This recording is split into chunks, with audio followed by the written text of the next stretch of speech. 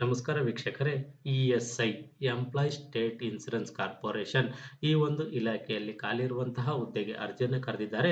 ಇದು ಭಾರತ ಸರ್ಕಾರದ ಹುದ್ದೆಗಳಾಗಿದ್ದು, ಈ ಹುದ್ದೆಗಳಿಗೆ ಅರ್ಜಿ ಸಲ್ಲಿಸುವುದು ಹೇಗೆ, ಆರಂಭಿಕ ದಿನಾಂಕ ಯಾವುದು, ಕೊನೆಯ ದಿನಾಂಕ ಯಾವುದು, ಸ್ಯಾಲ್ರಿ ಏನಿರುತ್ತೆ, ಅಪ್ಲೈ ಮಾಡೋದು ಹೇಗೆ, ಎಜುಕೇಷನ್ ಏನಾಗಿರಬೇಕು, ಸಂಪೂರ್ಣ ಮಾಹಿತಿಯನ್ನು ನಿಮಗೆ ತಿಳಿಸ್ಕೊಡ್ತೀನಿ. ವಿಡಿಯೋ ಸ್ಕಿಪ್ ಮಾಡ್ದಂಗೆ ಪೂರ್ತಿ ವಿಡಿಯೋವನ್ನು ನೋಡಿ. ವೀಕ್ಷಕರೇ, ESI employees state insurance corporation ಈ ಒಂದು ಇಲಾಖೆಯಲ್ಲಿ ಖಾಲಿರುವಂತಹ ಹುದ್ದೆಗಳಿಗೆ ಅರ್ಜಿಯನ್ನು ಕರೆದಿದ್ದಾರೆ. ಒಟ್ಟು 558 ಹುದ್ದೆಗಳಿಗೆ ಅರ್ಜಿಯನ್ನು ಕರೆದಿದ್ದಾರೆ.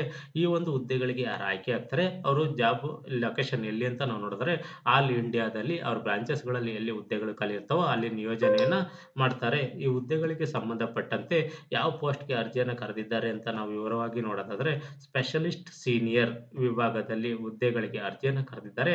ಅದೇ ರೀತಿ ಸ್ಪೆಷಲಿಸ್ಟ್ ಜೂನಿಯರ್ ವಿಭಾಗದಲ್ಲೂ ಸಹ ಈ ಹುದ್ದೆಗಳಿಗೆ ಅರ್ಜಿಯನ್ನು ಕರೆದಿದ್ದಾರೆ.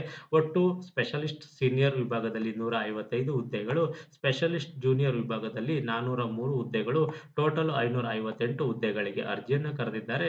ಸ್ಪೆಷಲಿಸ್ಟ್ ಸೀನಿಯರ್ ವಿಭಾಗದಲ್ಲಿ ಸ್ಯಾಲರಿ ಏನಿರುತ್ತೆ ಅಂತ ನಾವು ನೋಡಿದರೆ 78,800 ರುಗಳ ಪರ್ ಮಂತ್ ಸ್ಯಾಲರಿಯನ್ನು ನಿಗದಿಪಡಿಸಿದ್ದಾರೆ. ಅದೇ ರೀತಿ ಸ್ಪೆಷಲಿಸ್ಟ್ ಜೂನಿಯರ್ ವಿಭಾಗದಲ್ಲಿ 67,700 ರುಗಳ ಪರ್ ಮಂತ್ ಸ್ಯಾಲರಿಯನ್ನು ಇವರು ನಿಗದಿಪಡಿಸಿದ್ದಾರೆ. ಈ ಹುದ್ದೆಗಳಿಗೆ ಸಂಬಂಧಪಟ್ಟಂತೆ ಅರ್ಜಿ ಹಾಕಲಿಕ್ಕೆ ಎಜುಕೇಷನ್ ಏನು ಮಾಡಿರಬೇಕು ಅಂತ ನಾವು ನೋಡಿದರೆ MA, MSc, MS, DS, DA, MTech, DPM, DMRD, DM, PhD education ಅನ್ನ ಯಾರು ಮಾಡಿರ್ತಾರ ಅವರೆಲ್ಲ ಈ ಹುದ್ದೆಗಳಿಗೆ ಅರ್ಜಿಯನ್ನು ಸಲ್ಲಿಸಬಹುದಾಗಿರುತ್ತದೆ. ಈ ಹುದ್ದೆಗಳಿಗೆ ವಯೋಮಿತಿ ಏನಿರುತ್ತೆ ಅಂತ ನಾವು ನೋಡೋದಾದ್ರೆ, ಒಂದು ಏಜ್ ಲಿಮಿಟ್ 45 ವರ್ಷದೊಳಗಡೆ ಇರೋರು ಈ ಹುದ್ದೆಗಳಿಗೆ ಅರ್ಜಿಯನ್ನು ಸಲ್ಲಿಸಬಹುದಾಗಿರುತ್ತದೆ. ಈ ಹುದ್ದೆಗಳಿಗೆ ಒಂದು ವಯೋಮಿತಿ ಸಡಿಲಿಕೆಯನ್ನು ಸಹ ನೀಡಿದ್ದಾರೆ. ಅದೇನು ಅಂತ ನಾವು ನೋಡಿದರೆ, ಒಬಿಸಿ ಅಭ್ಯರ್ಥಿಗಳಿಗೆ 3 ವರ್ಷಗಳ ವಯೋಮಿತಿ ಸಡಿಲಿಕೆಯನ್ನು ನೀಡಿದ್ದಾರೆ. ಎಸ್ಸಿ ಎಸ್ಟಿ ಅಭ್ಯರ್ಥಿಗಳಿಗೆ 5 ವರ್ಷಗಳ ವಯೋಮಿತಿ ಸಡಿಲಿಕೆಯನ್ನು ನೀಡಿದ್ದಾರೆ. ಪಿಡಬ್ಲ್ಯೂಬಿಡಿ ಜನರಲ್ ಅಭ್ಯರ್ಥಿಗಳಿಗೆ 10 ವರ್ಷಗಳ ವಯೋಮಿತಿ ಸಡಿಲಿಕೆಯನ್ನು ನೀಡಿದ್ದಾರೆ. ಪಿಡಬ್ಲ್ಯೂಬಿಡಿ ಒಬಿಸಿ ಅಭ್ಯರ್ಥಿಗಳಿಗೆ 13 ವರ್ಷಗಳ ವಯೋಮಿತಿ ಸಡಿಲಿಕೆಯನ್ನು ನೀಡಿದ್ದಾರೆ. ಪಿಡಬ್ಲ್ಯೂಬಿಡಿ ಎಸ್ಸಿ ಎಸ್ಟಿ ಅಭ್ಯರ್ಥಿಗಳಿಗೆ 15 ವರ್ಷಗಳ ಒಂದು ವಯೋಮಿತಿ ಸಡಿಲಿಕೆಯನ್ನು ನೀಡಿದ್ದಾರೆ. ಅದೇ ರೀತಿ ಈ ಹುದ್ದೆಗಳಿಗೆ ಅಪ್ಲಿಕೇಶನ್ ಅರ್ಜಿ ಶುಲ್ಕ ಏನಿರುತ್ತೆ ಅಂತ ನಾವು ನೋಡೋದಾದ್ರೆ, ಮಹಿಳಾ ಅಭ್ಯರ್ಥಿಗಳು ಎಸ್ಸಿ ಎಸ್ಟಿ ಪಿಡಬ್ಲ್ಯೂಬಿಡಿ ಮತ್ತು ಡಿಪಾರ್ಟ್ಮೆಂಟಲ್ಲಿ ಅರೆಕಾಲಿಕ ಹುದ್ದೆಗಳನ್ನ ಮಾಡ್ತಾ ಇರೋವಂಥವ್ರು ಮತ್ತು ಎಕ್ಸ್ ಸರ್ವಿಸ್ ಮೆನ್ ಅಭ್ಯರ್ಥಿಗಳಿಗೆ ಯಾವುದೇ ರೀತಿ ಅರ್ಜಿ ಶುಲ್ಕ ಇರಲ್ಲ. ಇವರು ಫ್ರೀಯಾಗಿ ಅರ್ಜಿಯನ್ನು ಸಲ್ಲಿಸಬಹುದಾಗಿರುತ್ತದೆ. ಅದೇ ರೀತಿ ಈ ಹುದ್ದೆಗಳಿಗೆ ಈ ಮೇಲೆ ಹೇಳಿದವ್ರನ್ನ ಬಿಟ್ಟು ಬೇರೆ ಎಲ್ಲ ಅಭ್ಯರ್ಥಿಗಳು 500 ರುಗಳ ಒಂದು ಅರ್ಜಿ ಶುಲ್ಕವನ್ನು ನೀವು ಕಟ್ಟಬೇಕಾಗಿರುತ್ತದೆ. ಈ ಒಂದು ಅರ್ಜಿ ಶುಲ್ಕವನ್ನು ಹೇಗೆ ಕಟ್ಟಬೇಕು ಅಂತ ನಾವು ನೋಡಿದ್ರೆ, ಡಿ ಮುಖಾಂತರ ಈ ಹುದ್ದೆಗಳಿಗೆ ಒಂದು ಪೇಮೆಂಟ್ ಅನ್ನ ಮಾಡಬೇಕಾಗಿರುತ್ತದೆ. ಮತ್ತು ಇದ್ರ ಸೆಲೆಕ್ಷನ್ ಪ್ರೋಸೆಸ್ ಹೆಂಗೆ ಅಂತ ನಾವು ನೋಡಿದ್ರೆ, ಈ ಹುದ್ದೆಗಳದ್ದು ರಿಟರ್ನ್ ಟೆಸ್ಟ್ ಇರುತ್ತೆ. ಇಲ್ಲಿ ಆಯ್ಕೆಯಾದವರನ್ನ ಇಂಟರ್ವ್ಯೂ ಮುಖಾಂತರ ಈ ಹುದ್ದೆಗಳಿಗೆ ಆಯ್ಕೆಯನ್ನ ಮಾಡ್ಕೊಂತಾರೆ. ಮತ್ತು ಈ ಹುದ್ದೆಗಳಿಗೆ ಸಂಬಂಧಪಟ್ಟಂತೆ ಹೇಗೆ ಅರ್ಜಿಯನ್ನು ಸಲ್ಲಿಸಬೇಕು ಅಂತ ನಾವು ನೋಡೋದಾದ್ರೆ, ಆಫ್ಲೈನ್ ಮುಖಾಂತರ ಅರ್ಹ ನಿಗದಿತ ಅರ್ಜಿ ನಮೂನೆಯೊಂದಿಗೆ ಆಫ್ಲೈನ್ ಮುಖಾಂತರ ಅರ್ಜಿಯನ್ನು ಸಲ್ಲಿಸಬಹುದು.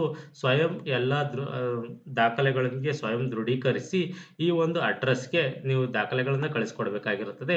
ಹೇಗೆ ಕಳಿಸ್ಕೊಡ್ಬೇಕು ದಾಖಲೆಗಳನ್ನ ಅಂತ ನಾವು ನೋಡಿದ್ರೆ, ರಿಜಿಸ್ಟರ್ ಪೋಸ್ಟ್ ಅಥವಾ ಸ್ಪೀಡ್ ಪೋಸ್ಟ್ ಇನ್ನಿತರ ಸೇವೆಗಳ ಮುಖಾಂತರ ಈ ದಾಖಲೆಗಳನ್ನು ನೀವು ಕಳಿಸ್ಕೊಡ್ಬೇಕಾಗಿರುತ್ತದೆ. ಮತ್ತು ಈ ಹುದ್ದೆಗಳಿಗೆ ವಿವಿಧ ರಾಜ್ಯಗಳ ವಿವಿಧ ಅಡ್ರೆಸ್ ಅನ್ನು ಕೊಟ್ಟಿದ್ದಾರೆ. ಅದು ಬೇರೆ ಬೇರೆ ರಾಜ್ಯಗಳಿಗೆ ಬೇರೆ ಬೇರೆ ಅಡ್ರೆಸ್ ಅಲ್ಲಿ ನೀವು ದಾಖಲೆಗಳನ್ನು ಸಲ್ಲಿಸಬೇಕಾಗಿರುತ್ತದೆ. ನಾನು ಕರ್ನಾಟಕದಲ್ಲಿ ಎಲ್ಲಿ ಅಂತ ನಾವು ನೋಡಿದರೆ, ಕರ್ನಾಟಕ ಅಭ್ಯರ್ಥಿಗಳಿಗೆ ಹೆಚ್ಚುವರಿ ಆಯುಕ್ತರು, ಪ್ರಾದೇಶಿಕ ನಿರ್ದೇಶಕರು, ಇಎಸ್ಐ ನಿಗಮ, ಪಂಚದೀಪ ಭವನ, ನಂಬರ್ 10, ಬಿನ್ನಿಪೇಟೆ, ಬೆಂಗಳೂರು 560023 ಕರ್ನಾಟಕ ವಿಭಾಗ. ಈ ಒಂದು ಅಡ್ರೆಸ್ ಅಲ್ಲಿ ನೀವು ದಾಖಲೆಗಳನ್ನು ಕಳಿಸ್ಕೊಡ್ಬೇಕಾಗಿರುತ್ತದೆ. ಮತ್ತು ಈ ಹುದ್ದೆಗಳಿಗೆ ಸಂಬಂಧಪಟ್ಟಂತೆ ಏನು ಅರ್ಜಿ ಹಾಕ್ಲಿಕ್ಕೆ ಆರಂಭಿಕ ದಿನಾಂಕ ಯಾವುದು ಅಂತ ನಾವು ನೋಡೋದಾದ್ರೆ, 8/4/2025ನೇ ತಾರೀಕು ಆರಂಭಿಕ ದಿನಾಂಕವಾಗಿರುತ್ತದೆ.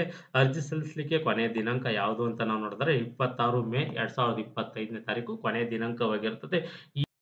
ಅದೇ ರೀತಿ ಅಸ್ಸಾಂ, ಮೇಘಾಲಯ, ಅರುಣಾಚಲ ಪ್ರದೇಶ, ಮಿಜೋರಾಂ, ಮಣಿಪುರ, ನಾಗಾಲ್ಯಾಂಡ್, ತ್ರಿಪುರ, ಸಿಕ್ಕಿಂ, ಲಾಹೋರ್ ಮತ್ತು ಸ್ಮೂತಿ ಜಿಲ್ಲೆಗಳು ಮತ್ತು ಹಿಮಾಚಲ ಪ್ರದೇಶ, ಲಡಾಖ್, ಅಂಡಮಾನ್ ನಿಕೋಬಾರ್ ದ್ವೀಪಗಳು, ಲಕ್ಷದ್ವೀಪ ಕೇಂದ್ರಾಡಳಿತ ಪ್ರದೇಶಗಳಲ್ಲಿ ವಾಸಿಸುತ್ತಿರುವ ಅಭ್ಯರ್ಥಿಗಳಿಗೆ ಅರ್ಜಿಯನ್ನು ಸಲ್ಲಿಸಲಿಕ್ಕೆ ಕೊನೆಯ ದಿನಾಂಕವನ್ನು ನಿಗದಿಪಡಿಸಿದ್ದಾರೆ. ಅದೇನು ಅಂತ ನಾವು ನೋಡಿದರೆ, ಜೂನ್ 2, 2025ನೇ ತಾರೀಕು ಇವರು ಅರ್ಜಿಯನ್ನು ಸಲ್ಲಿಸಬಹುದು. ಅಷ್ಟರೊಳಗಾಗಿ ನೀವು ದಾಖಲೆಗಳನ್ನು ಸಲ್ಲಿಸಬೇಕಾಗಿರುತ್ತದೆ, ಕರ್ನಾಟಕ ಬಿಟ್ಟು ಬೇರೆ ರಾಜ್ಯದವರು.